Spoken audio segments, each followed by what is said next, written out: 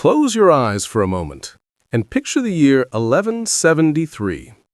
The world is quieter than ours. There are no engines, no glowing screens, no traffic rushing through the night. Instead, there is the distant sound of bells, the faint whisper of the sea, and the slow, steady rhythm of hammers against stone. We are in Pisa, a proud and flourishing city on the western coast of Italy. At this time, Pisa is more than just a town. It is a power, a maritime republic with ships that sail across the Mediterranean, trading, warring, and returning home with riches. The Pisans are ambitious, confident, and eager to leave their mark on the world. And like so many cities of medieval Europe, they believe that the best way to show their strength is not only through armies or fleets, but through architecture. At the heart of Pisa, there is already a dream taking shape, a magnificent square that they will call the Piazza dei Miracoli, or the Square of Miracles. Here, they are raising a cathedral of shining white marble, grand enough to rival the great churches of Florence, Venice, and Rome. Beside it will stand a circular baptistery, where generations of Pisans will be welcomed into their faith. And finally, to complete this holy ensemble, they plan to build a bell tower, tall, elegant, and impossible to miss. The bell tower was not meant to be just a decoration. In medieval times, bells were the heartbeat of a city. They marked the hours, called the faithful to prayer, announced victories, warned of dangers, and even tolled for the dead. To build a bell tower was to give the city a voice, one that could be heard across the land and sea. Pisa wanted that voice to be unlike any other, proud, tall, and enduring. The chosen design would reflect the Pisans' love for beauty and balance. 8 stories high, crowned with an open belfry, built of bright white stone quarried from nearby mountains. It would rise beside the cathedral like a guardian, watching over the city for centuries to come. The tower was meant to be straight, flawless, a perfect companion to the cathedral's grandeur. No one in Pisa could imagine, as the first stones were laid, that their dream would one day become famous not for perfection, but for a flaw that would make this tower the most recognized structure in the world. But at that moment, in 1173, all was hope, faith, and pride. The workers carved and carried, the masons carefully stacked each block of marble, and the city watched as the first level began to rise. They dreamed of a tower that would show their strength to rivals, their devotion to God, and their confidence in the future. The Leaning Tower of Pisa was born not as a mistake, but as a vision of greatness. The ground beneath, however, was already writing a different story. Beneath every great monument lies its truest secret, not in the walls, nor in the towers, but in the earth below. The soil carries the weight of ambition, and in Pisa it was never as steady as the builders hoped. The chosen site for the cathedral complex was flat and open, a field near the edge of the city walls. At first glance, it seemed perfect, wide enough for a grand cathedral, quiet enough for solemn ceremonies, and close enough to the river Arno to carry in heavy stone by boat. But what lay beneath was less promising. Pisa stands on ancient ground, where the river once shifted and spread, depositing layers of soft clay, fine sand, and seashells. These sediments are rich, fertile, and easy to dig, but they are not the kind of soil that holds firm under weight. The Pisans, however, did not worry. In the 12th century, builders rarely studied the hidden world beneath their projects. They trusted tradition, faith, and the strength of stone itself. If their ancestors had built walls, churches, and towers that still stood after centuries, then surely this new bell tower would endure as well. So the foundation was laid. A circular base, shallow, only a few meters deep. In truth, it was far too shallow for what was planned. 8 stories of marble would rise upon soil that could shift with every season, every flood, every tremor of the earth. But the city rejoiced. They saw only white stone gleaming in the sun, the proud beginning of a tower that would make Pisa the envy of rivals. The ground did not protest, not yet. The soil stayed quiet, as though holding its breath. Only later would Pisa discover that the earth remembers. It shifts slowly, patiently, silently, until, at last, it reveals its secret. And so, the foundation of the Leaning Tower of Pisa was not simply laid in stone, but in fragile soil that could never carry the weight of perfection. A silent imbalance had begun, hidden beneath the builder's feet. The people of Pisa dreamed of a tower that reached the heavens. The ground below was already pulling it gently aside, whispering that nothing human is ever without flaw. The summer sun of 1173 bathed Pisa in golden light when the first stones of the new bell tower were set into place. Marble, white and luminous, was brought from quarries far away, floated along rivers and carried across fields until it reached the square that would one day be called the Piazza dei Miracoli, or the Square of Miracles. Here they were raising a cathedral of shining white marble, grand enough to rival the great churches of Florence, Venice, and Rome. Beside it would stand a circular baptistry, where generations of Pisans will be welcomed into their faith. And finally, to complete this holy ensemble, they planned to build a bell tower, tall, elegant, and impossible to miss. The tower's design was ambitious, even daring. It was meant to rise 8 stories high, each ringed with delicate columns. Unlike the heavy, fortress-like towers of earlier centuries, Pisa's tower would be elegant, light and airy in appearance, like lace carved from stone.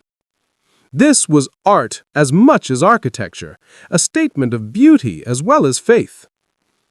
But as the first levels climbed, the ground below began to stir. At first, it was almost imperceptible. The soil shifted ever so slightly under the growing weight. The builders did not notice. They continued their work, proud of the tower's progress. The sun set behind the cathedral's dome each evening, casting long shadows across the rising tower. To the people of Pisa, it looked flawless. To the earth below, it was already unbalanced. What no one yet realized was that with each new stone, with each fresh arch, the story of Pisa's tower was bending away from its intended path. The first stones laid were strong, beautiful, and filled with hope, but they carried within them the quiet beginning of the tower's lean, a secret no one would discover until it was too late. For several years, the work continued without pause. Each new level of arches and columns rose gracefully above the square. The tower seemed steady, noble, everything Pisa had dreamed it would be.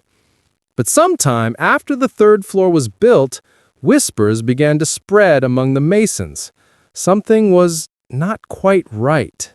When they stepped back and looked at their work, the The tower did not seem perfectly upright. It leaned ever so slightly to one side. At first, it was almost invisible, no more than the thickness of a finger when measured against the horizon. Some thought it was a trick of the eyes, the way sunlight and shadow curved along the stone. Others reassured themselves, surely if the tower were leaning, the master builders would have noticed long ago. But the tilt was real. The soil beneath the foundation had begun to sink unevenly. On one side, the soft clay compressed more quickly than on the other. The tower was no longer rising evenly. It was drifting, slowly, quietly, like a ship pushed off course by a hidden current. Imagine the concern of the builders. They'd promised Pisa a flawless tower, a crown for the cathedral, a monument to faith and pride. And now, in the very earliest stages, it was betraying their vision. To admit the flaw would be unthinkable. To abandon the project would be humiliating. So the masons tried something bold. On the next levels, they adjusted the stonework, making one side slightly taller than the other, as if to pull the tower back toward balance. From a distance, the tower began to look curved, like a tree bending in the wind. The effort was clever, but it did not solve the problem. The soil beneath continued to shift. As months passed, the tilt grew more visible. The tower no longer stood as a proud, straight sentinel. It leaned, delicate but undeniable, like a question mark rising above the cathedral square. The people of Pisa noticed. Some laughed nervously, calling it a curious mistake. Others whispered fears. Was this a bad omen? Did the leaning mean that God was displeased? Yet still, the work continued. To stop now would be to confess failure, and Pisa's pride would not allow it. So they built higher. Stone by stone, arch by arch, the tower rose, and with every level added, the lean grew just a little more. The bell tower that was meant to symbolize strength and perfection had revealed its secret character, a monument to imperfection, one that would lean ever further into history. The tilt had appeared, and with it, a destiny was set. Pisa's tower would never stand straight again. As the tower inched upward, its tilt became undeniable. Builders adjusted, citizens whispered, and Pisa's pride wavered like the shadow of the leaning stone. Yet history, as it often does, intervened in an unexpected way. The year was now the late 12th century, and Pisa's ambitions stretched far beyond architecture. The city was locked in fierce struggles with its rivals, Genoa, Lucca, and Florence. These were not small quarrels, but battles for dominance across the Mediterranean. Pisa's ships carried warriors and merchants, treasures and prisoners. Every victory brought new wealth. Every defeat demanded more men, more silver, and more attention from the city's leaders. With so much energy poured into war, the grand project of the bell tower slowed and then stopped. Construction, which had climbed bravely past the third floor, simply paused. The stones lay silent. The tools were set aside. For nearly a century, the tower stood unfinished, frozen in time, its incomplete body leaning like a question left unanswered. To the casual eye, this seemed like failure. Pisa had dreamed of a magnificent tower, but here it was, half-built, awkward, already tilting.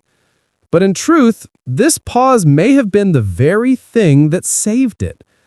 The soft soil beneath the foundation was restless. With no new weight added for decades, the ground had time to settle. Slowly, gradually, the earth shifted and found a kind of balance.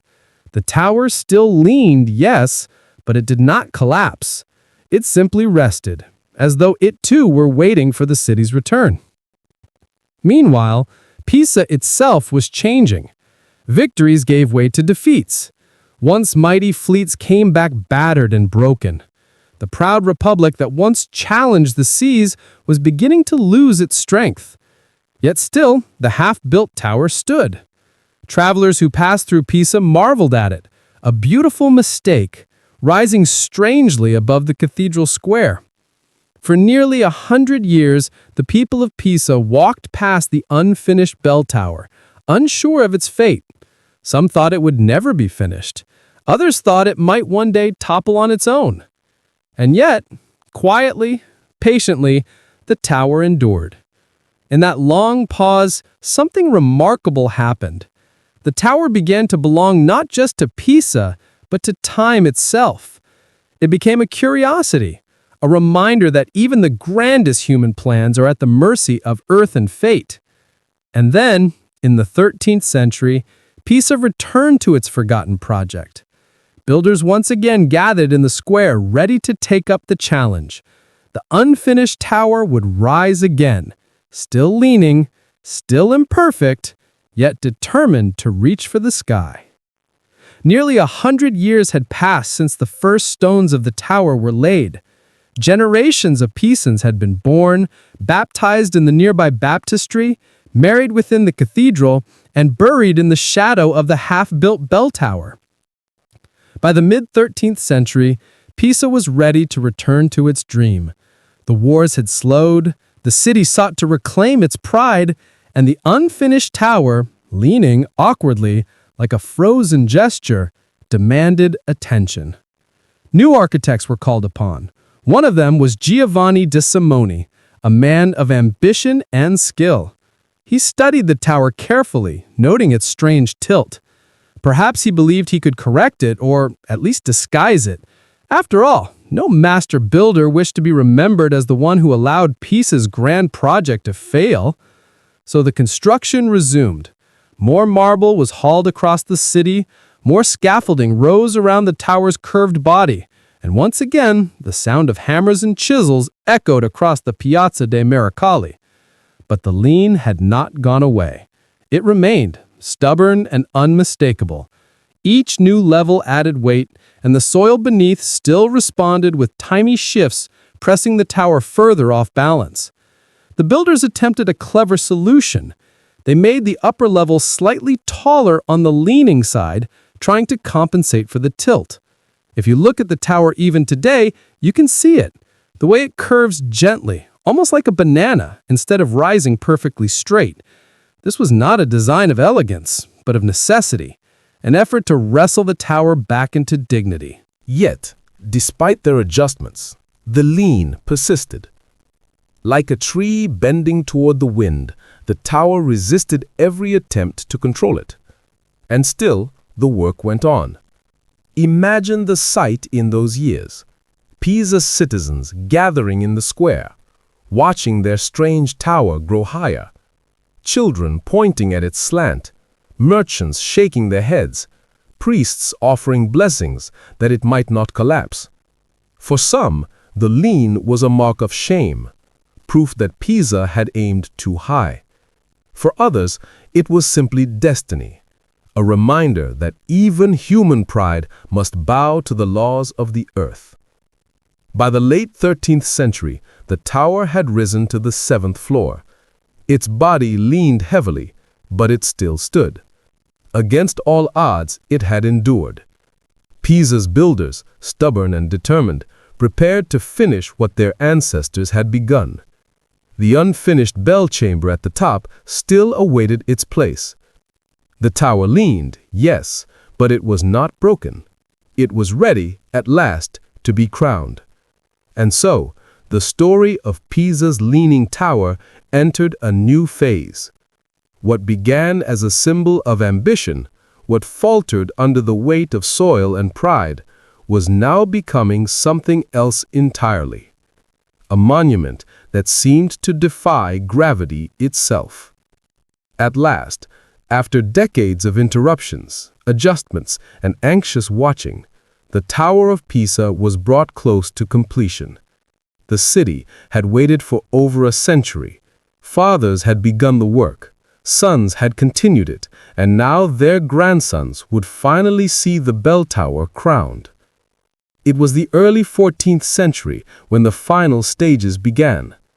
The masons had raised 7 stories of graceful arcades, each level circling higher above the cathedral square. But one thing was clear: The tower leaned more than ever before. To stop now would be to waste a century of labor. To continue was a gamble with history. And so the builders pressed on.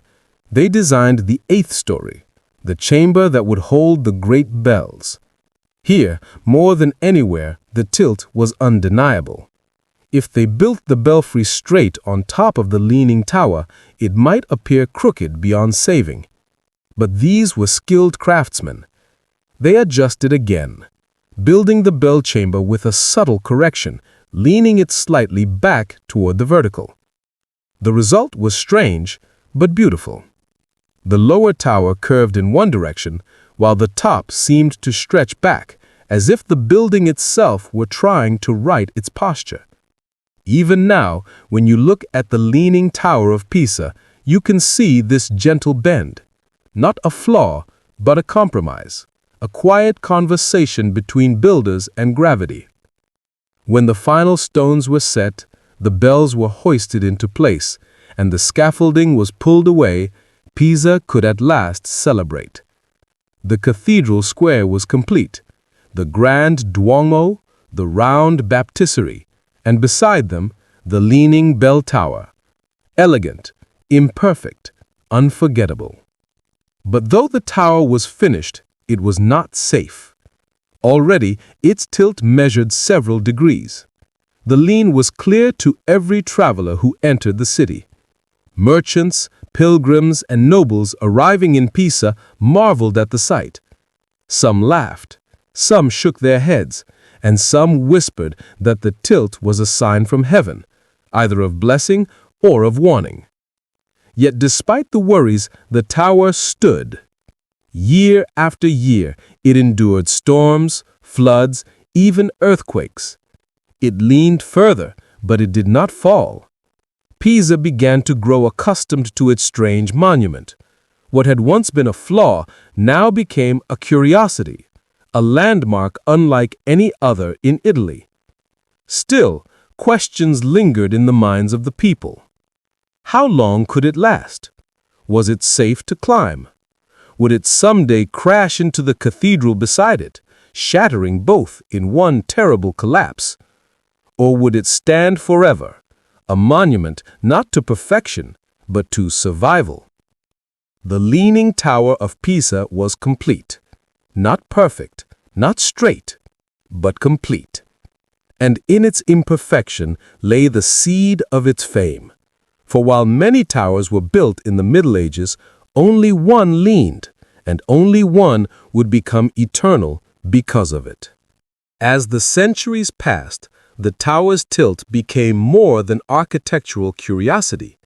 It became a story in itself, a subject of wonder, of jokes, of whispers, and of legends. People are not content to see something unusual without giving it meaning, and the Leaning Tower of Pisa invited endless imagination. Some said the tilt was intentional. Perhaps, they suggested, the builders had wanted to astonish the world with something no other city possessed. A tower that leaned deliberately, a feat so bold that no rival could match it. But those who looked closely could see the truth in the awkward curvature of the stone. The lean was no proud design. It was an accident, embraced and endured. Others went further, weaving myths around the tower's strange stance. One tale claimed that the tower leaned in shame, as though bowing its head for Pisa's sins. Another whispered that the devil himself had pressed a finger against the marble while it was rising, nudging it aside as a reminder of human frailty. But perhaps the most famous legend of all belongs to Galileo Galilei, Pisa's most celebrated son. It is said that he climbed the Leaning Tower in the late 16th century to test his theories of motion. According to the story, Galileo dropped two spheres of different weights from the top, proving that they fell at the same speed.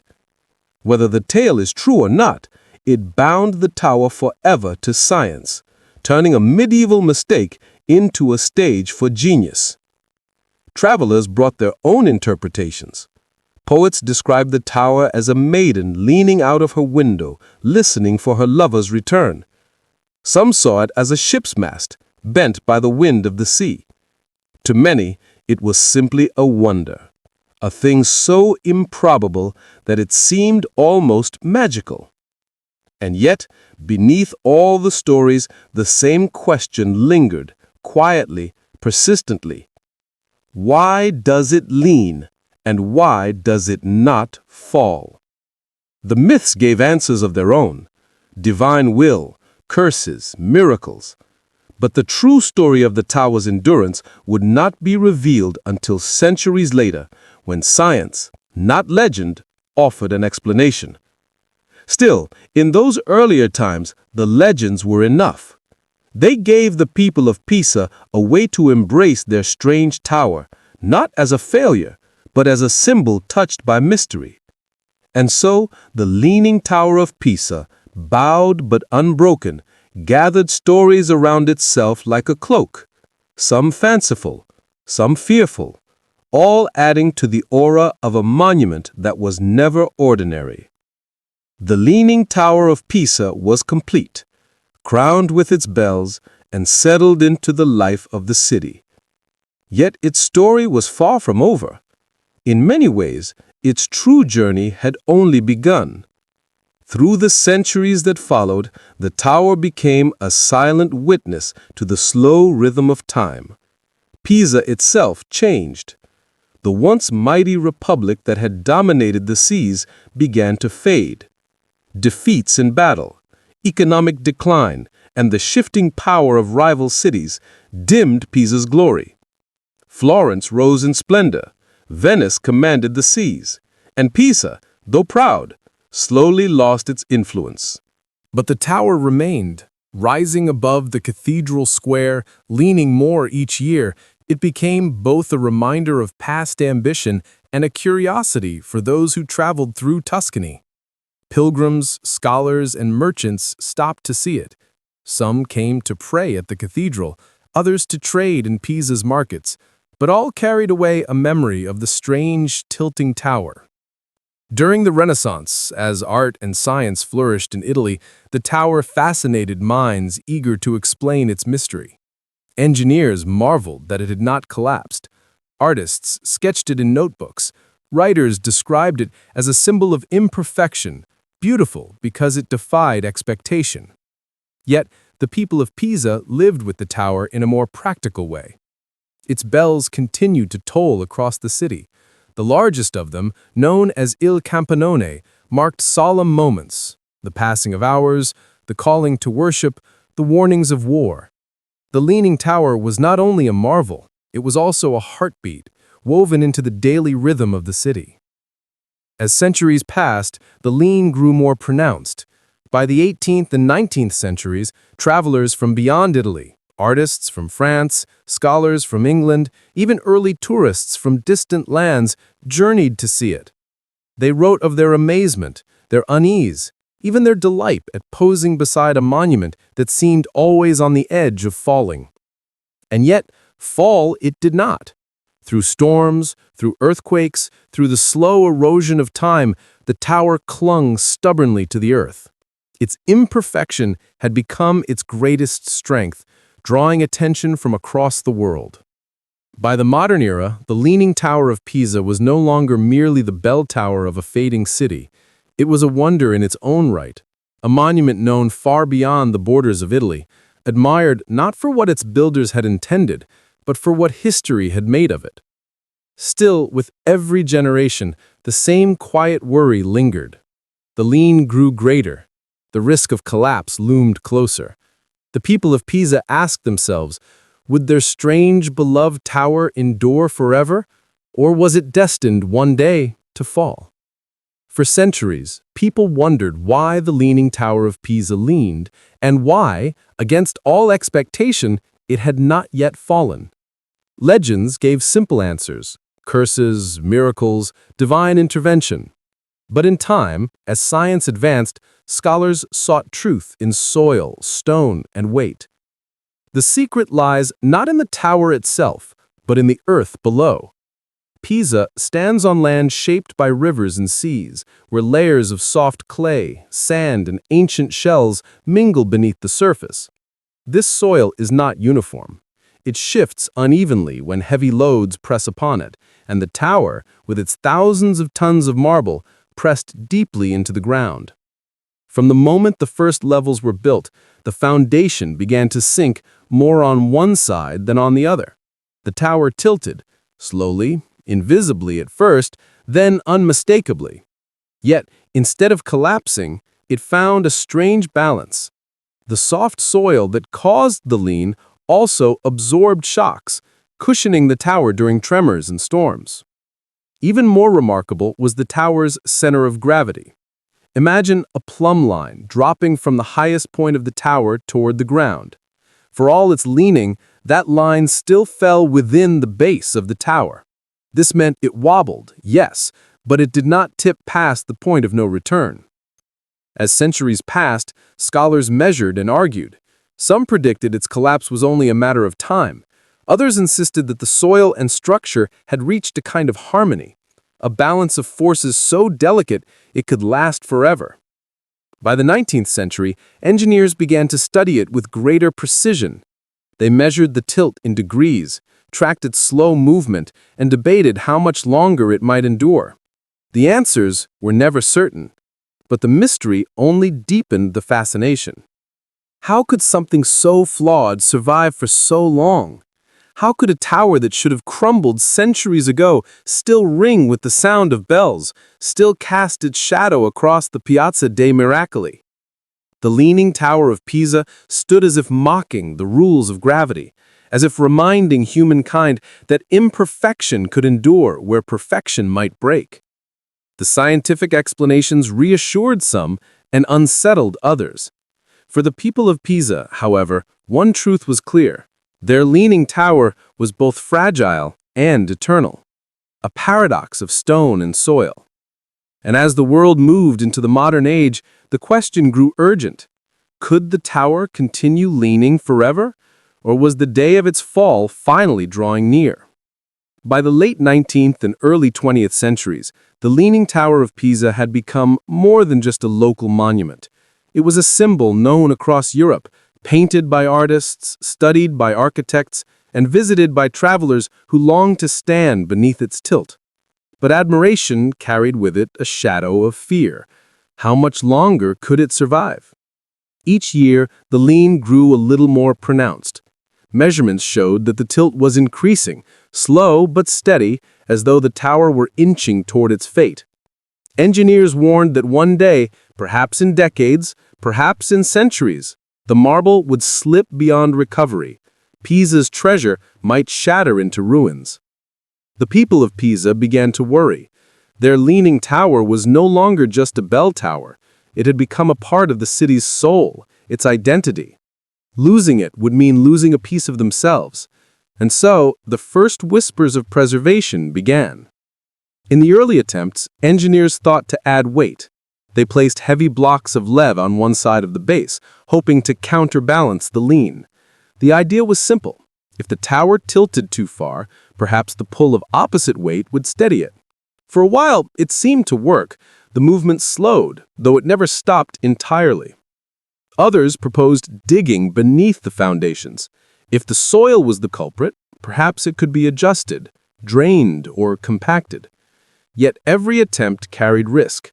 A wrong calculation could cause the fragile balance to snap, and the tower could tumble before the world's eyes.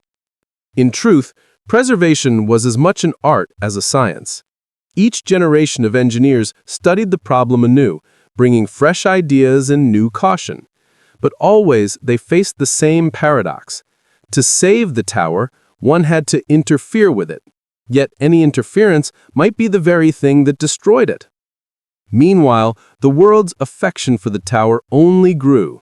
Tourists arrived in greater numbers. Travelers posed in playful photographs, pretending to hold it up with outstretched hands. The tower, once a flawed bell tower in a fading city, had become a wonder in its own right. And so Pisa found itself at a crossroads. Could human ingenuity preserve what human imperfection had created?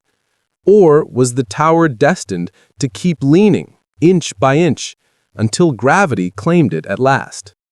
It was about generations who loved it too much to let it fall, and the delicate struggle between nature, history, and human hands.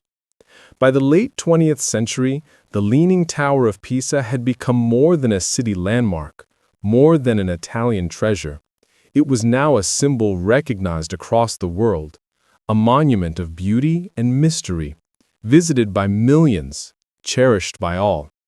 But its survival was no longer guaranteed.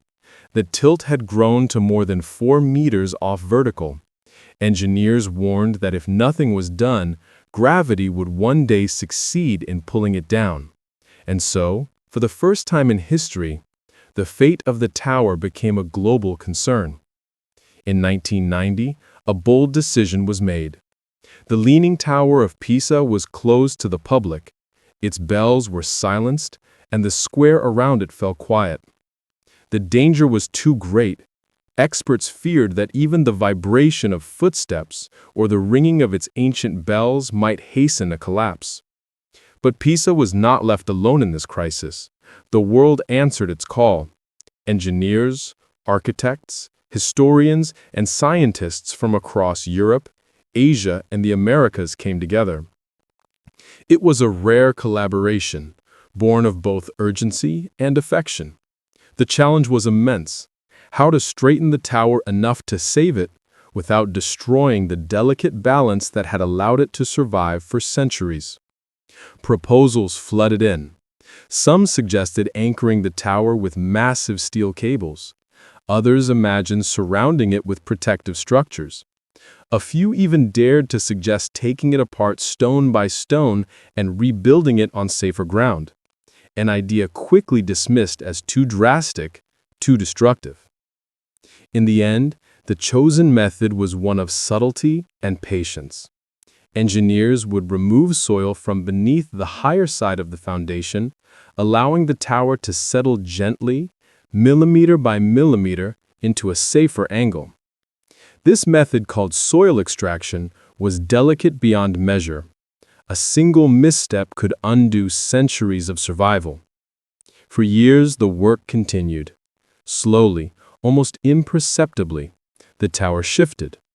Not back to perfection, but to stability. The lean was reduced by more than half a degree, enough to ensure its survival for generations to come. By 2001, after more than a decade of silence, the tower was declared safe once again. Tourists returned. Footsteps echoed once more on the worn marble stairs, and Pisa's heartbeat, the bells of its leaning tower, rang again across the city. The effort had succeeded. For the first time in history, humankind had not simply marveled at the tower's imperfection, but had saved it from ruin. It was no longer only a miracle of survival. It was now a triumph of care, science, and love. And so, the Leaning Tower of Pisa continued its watch, leaning still, but alive, a monument to both the flaws of the past and the determination of the present. The Leaning Tower of Pisa still stands, leaning proudly over the Piazza dei Miracoli. Its tilt, though reduced, remains unmistakable, a reminder of centuries of struggle between stone, soil, and time. But today, its lean is not a danger. It is a signature, the very reason millions come from around the world to stand beneath it. Each year, travelers walk the marble square, cameras in hand, often pausing for the playful ritual, arms stretched as though holding the tower upright, smiles frozen in photographs that circle the globe. Children laugh, families gather, and visitors gaze upward in awe. The tower, once feared to be on the brink of collapse, has become one of the most beloved symbols of Italy. Yet, beyond the humor and photographs, lies something deeper. The Leaning Tower of Pisa is a monument that carries the weight of history. It speaks of medieval ambition, of flawed foundations, of centuries of worry and wonder. It speaks of science and perseverance, of international cooperation that saved what gravity threatened to take away. Inside, the tower remains a place of quiet wonder. The spiral staircase winds upward through cool marble walls, more than 200 steps leading toward the sky.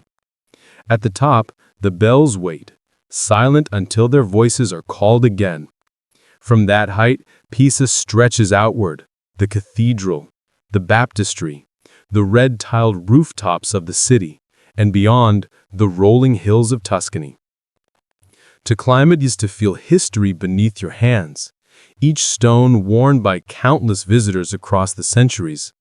To stand at the top is to feel the strange balance of imperfection and endurance. It leans, yes, but it does not fall.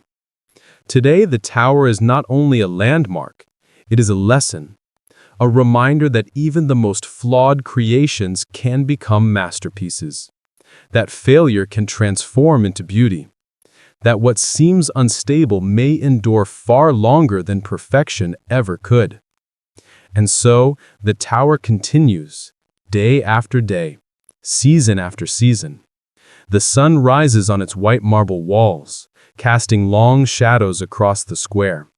The evening falls and the tower leans softly into the night, always imperfect, always admired, always enduring. The Leaning Tower of Pisa is more than marble and stone. It has become a symbol, not only for the city that built it, but for humanity itself. Its meaning has shifted with each century, shaped by those who gazed upon it, puzzled over it, and preserved it. To the medieval builders, it was meant as a symbol of victory and devotion. A bell tower rising proudly beside their cathedral, echoing with sound to call the faithful to prayer. To their rivals, it became a quiet amusement, a sign of ambition humbled by nature. But to later generations, it grew into something larger, something no one had intended. Artists of the Renaissance saw beauty in its imperfection. Writers spoke of it as a metaphor for human weakness and for endurance. In the modern era, it has become a universal image, appearing in paintings, films, photographs, and postcards, instantly recognizable to anyone, anywhere. The tower leans, yet it stands. It embodies contradiction, fragility and strength, flaw and wonder.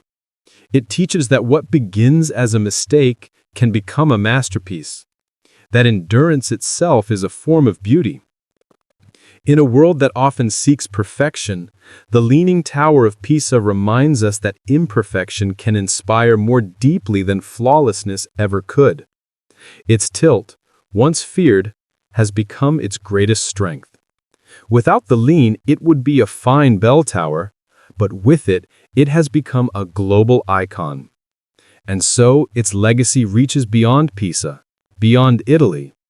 It has entered the human imagination.